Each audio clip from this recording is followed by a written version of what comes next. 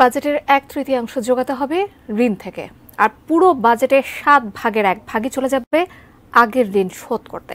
এদিকে বাজারে আগুন থাকবে কয়েক মাস, মূল্যস্ফীতি সহনীয় পর্যায়ে আনতে লেগে যাবে 3 বছর।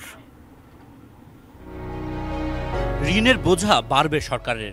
বাজেটের প্রস্তাবেই বলা হচ্ছে আগামী অর্থ বছরেও 2.5 লাখ কোটি টাকার বেশি ঋণ করতে হবে সরকারকে।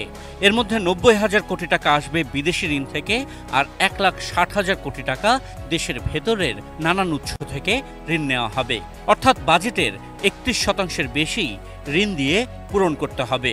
বাজেট ঘাটতি ধারণযোগ্য পর্যায়ে রেখে ঘাটতি নির্বাহে বৈদেশিক উৎসের উপর নির্ভরশীলতা হ্রাস করা হবে। এদিকে বিগত দিনের ঋণের বোঝা টানতে সরকারকে এবছরে সুদ দিতে হবে 1,13,500 কোটি টাকা, যা বাজেটের মোট আকারের 7 ভাগের 1 ভাগ। বাজারে খাদ্য মূল্যস্ফীতি 10%-এরও বেশি। সার্বিকভাবে জিনিসপত্রের দাম বাড়ছে 9.7% হারে। 2024-25 থেকে পরবর্তী 3 অর্থবছরের জন্য যে নীতি বিবৃতি বাজেট উপলক্ষে প্রকাশ করা হয়েছে তাতে স্বীকার করে নেওয়া হয়েছে মূল্যস্ফীতি আরও কয়েক মাস থাকবে।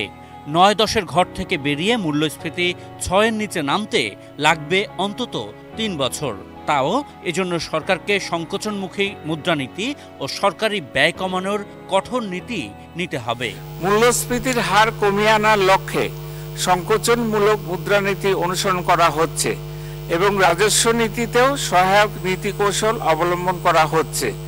মূল্যস্ফীতির চাপ থেকে সাধারণ মানুষকে সুরক্ষা দিতে ফ্যামিলি কার্ড, ওএমএস ইত্যাদি কার্যক্রম জোরদার করা হয়েছে। আমাদের গৃহীত এসব নীতি কৌশলের ফলে আশা করছি আগামী অর্থবছরে মূল্যস্ফীতি 6.5% নেমে আসবে। আশিকুর রহমান অপু, এটি নিউজ, ঢাকা।